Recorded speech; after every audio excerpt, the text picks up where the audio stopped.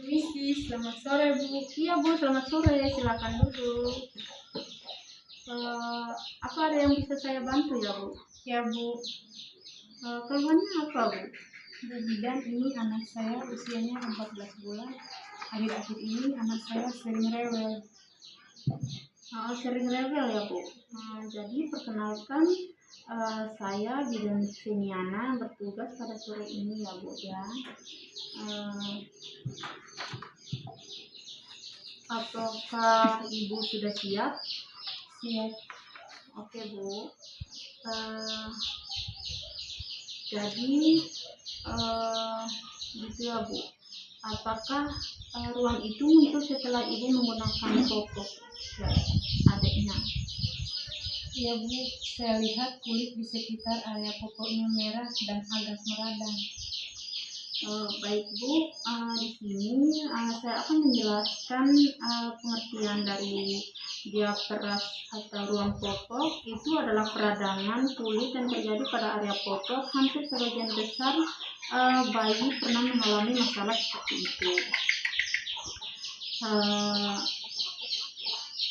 Bayi yang mengalami ruang popok pada umumnya dialami oleh bayi berusia 4-15 bulan. Penyebab diaperas itu ada mungkin kebersihan yang tidak terjaga, kemudian sering buang air, bayi sedang mengkonsumsi antibiotik, atau bayi yang terdapat antibiotik dari air susu ibunya. Mungkin pas ini bayinya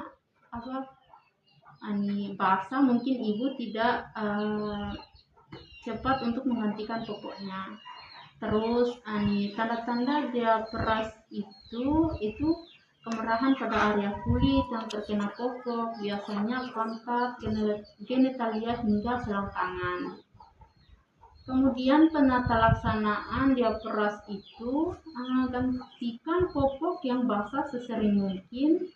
Kemudian hindari penggunaan tisu basah karena dapat menambah iritasi. Kemudian gunakan air bersih untuk membersihkan area popok. Setiap kali menggantikan popok langsung dibilas tanpa perlu digosok. Jadi ketika ibu bilas bayi itu, ibu jangan digosok-gosok ya. Kemudian keringkan dengan menepuk kulitnya tanpa digosok karena gosokan keras dapat menyebabkan kerusakan kulit bayi. Kemudian hindari penggunaan popok terlalu kencang. Kemudian tidak disarankan menggunakan baby oil atau lotion untuk mengurangi ruang popok. Jadi jika terdapat ruang popok pada area genitalia bayi, ibu jangan menggunakan baby oil atau lotion ya Bu. Kemudian pencegahan diaperas itu pilih jenis popok dari bahan kain yang menyerap keringat, kemudian sering mengganti popok bila basah, kemudian menjaga kebersihan sekitar popok. Kemudian ibu jika terdapat hal seperti itu, ibu harus segera bawa bayi ke fasilitas kesehatan. Kemudian anak ibu juga mengalami oral thrush ya.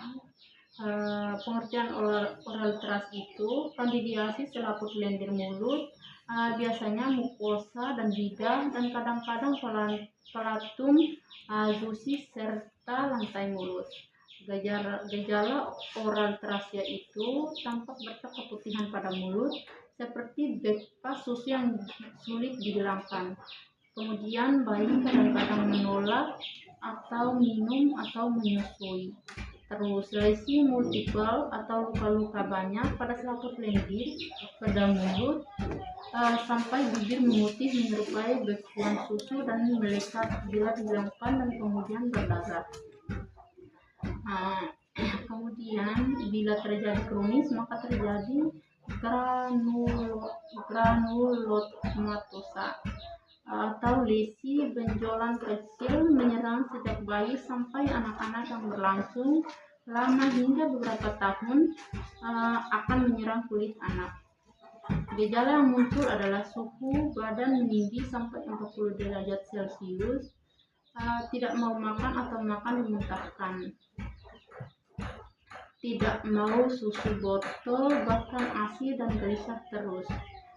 Bayi banyak mengeluarkan air liur lebih dari biasanya. Secara psikis dia akan rewel.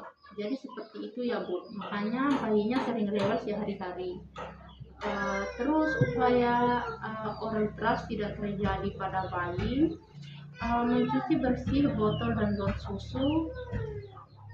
Setelah itu ya diseduh dengan air mendidih, kemudian rebus hingga mendidih. Jika botol tahan rebus sebelum dipakai.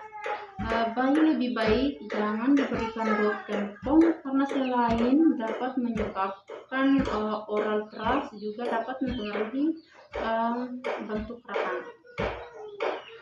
Kemudian jika bayi metak atau menyusu ibunya, untuk menghindari oral trust sebelumnya menyusu, sebaiknya penting susu ibu dibersihkan terlebih dahulu atau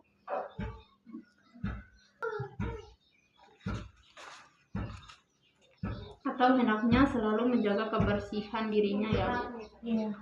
Kemudian adanya sisa susu dalam mulut bayi setelah minum juga dapat menjadi penyebab terjadinya oral trust jika kebetulan ada bakteri di dalam mulut.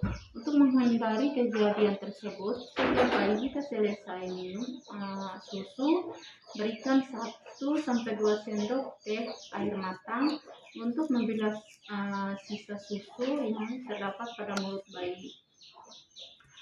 Kemudian cara merawat oral trust pada bayi yaitu dengan cara mencuci tangan, membersihkan lebih dulu dengan jari yang dibungkus kain bersih yang telah dibasahi, kemudian yang telah dibasahi dengan larutan garam ya Bu. Kemudian mengolesi mulut dengan gentium violet 0,25% atau 1 ml suspensi nystatin.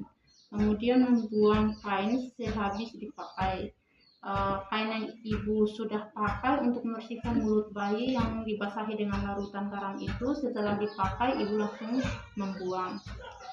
Kemudian bila oral trust bertambah parah seperti mukosa kelihatan putih bertambah dan bertambah merah, ibu segera konsultasikan dengan dokter atau ibu segera bawa bayinya ke fasilitas kesehatan ya. Apakah ada yang ibu tanyakan? Tidak ada. Baik Bu, mungkin seperti itu saja dari saya. Ibu bisa pulang. Terima kasih. Sama-sama.